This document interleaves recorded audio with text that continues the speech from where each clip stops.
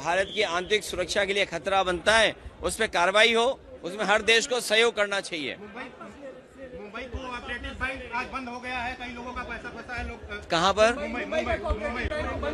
देखिए, cooperative university बनने जा रही है और कोऑपरेटिव में मुझे नहीं पता है कि किस कारण वो घटना हुई होगी जहां पर अकाउंट, लेकिन सच्चाई ये है कि आपके पैसे की कीमत नहीं बची है। जो लोग अगर रिबेट भी दे रहे हैं या आपके 12 लाख पर कर रहे हैं तो बताओ महंगाई क्या है। अगर महंगाई कम कर देते तो शायद सबको लाभ मिलता, और आपसे बेहतर कौन जानेगा, कोविड के बाद इनमें से किसी का वेतन नहीं बढ़ा है। अब देखो मुस्कुराए, कोविड के बाद से जितना इनका वेतन कम हुआ उससे ज्यादा इनका वेतन नहीं बढ़ पाया। सर वो बिल को लेकर ये कोई नई चीज नहीं है छापा मारना। सर वो बिल को लेकर के बीजेपी के लोग ये कह रहे हैं कि आप लोग देखिए, जिस बजट ने नौकरी न दी हो, जिस बजट ने किसानों की आय दोगुनी न की हो, जिस बजट से व्यापार न बढ़ा हो, जिस बजट से हमारे देश के मैन्युफैक्चरिंग सेक्टर को कोई लाभ न पहुंचा हो, उस बजट ने मायूसी थी, निराश किया। इस सरकार ने धोखा दिया है कि हम ऐसा बजट लाएंगे, इसीलिए जानबूझ करके जनता का ध्यान हटाने के लिए इस तरह के बिल लाए हैं। मणिपुर में राष्ट्रपति शासन लगा दिया गया है, ये बहुत पहले कार्रवाई करी। अरे भाई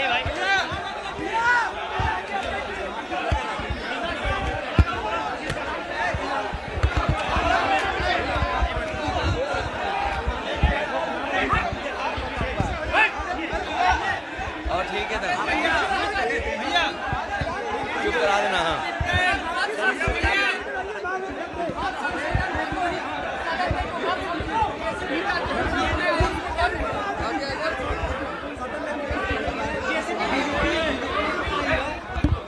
देखिए, भारत सरकार का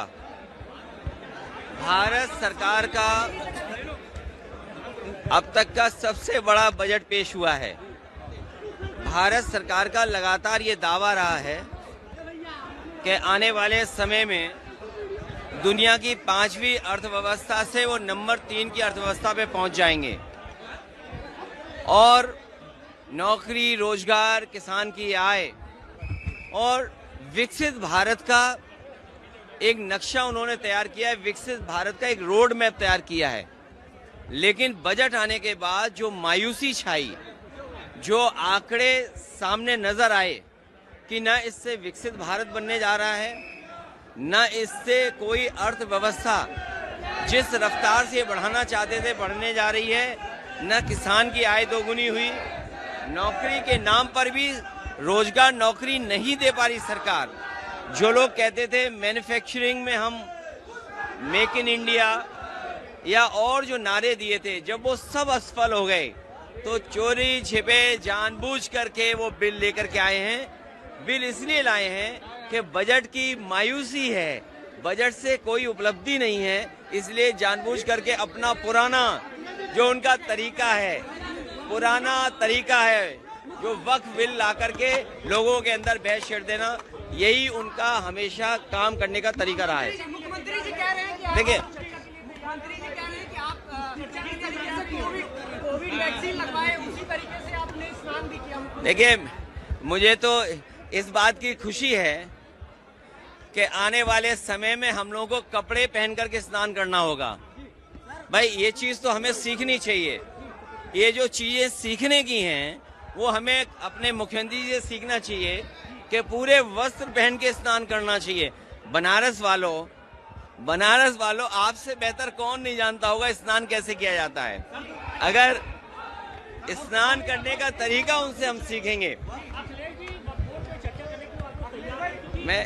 मैं समझ नहीं पा रहा हूं कि आप क्या समझाना चाहते हो।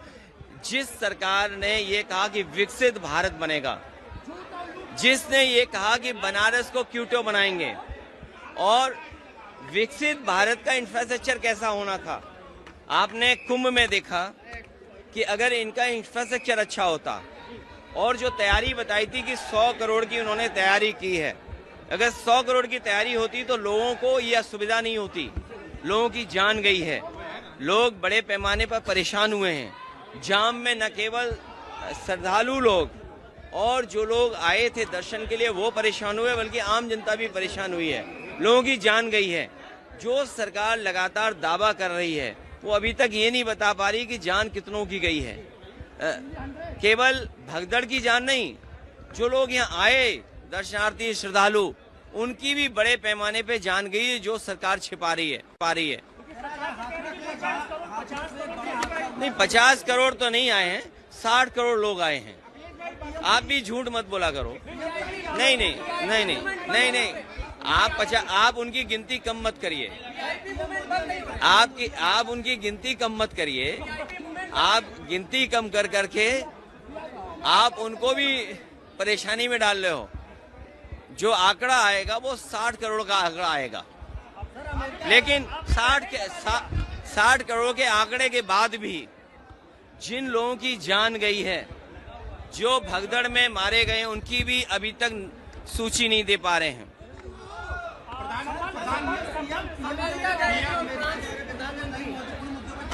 ये तो अच्छी बात है, अमेरिका जाना चाहिए और अमेरिका जाना चाहिए।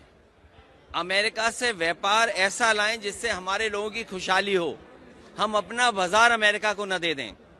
व्यापार आए, लेकिन हम अपना बाजार अमेरिका को न दे दें।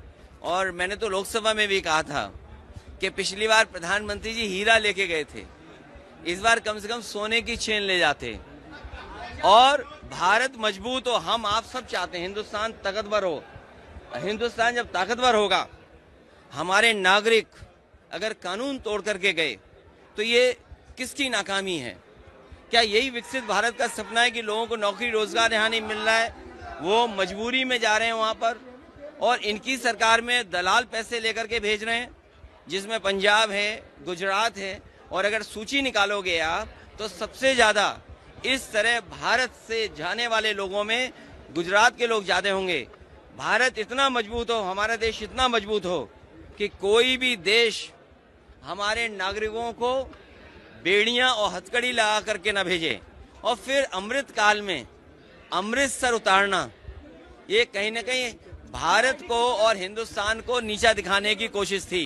अमृत काल में अमृतसर में उतारना बेड़ियों के साथ और हथकड़ियों के साथ, ये हमारे भारत की और हिंदुस्तान के नीचा दिखाने की कोशिश हुई है। इसलिए मैंने कहा व्यापार हो, व्यापार मजबूत हो, लेकिन भारत सरकार अपना बाजार उनके हवाले न कर दे।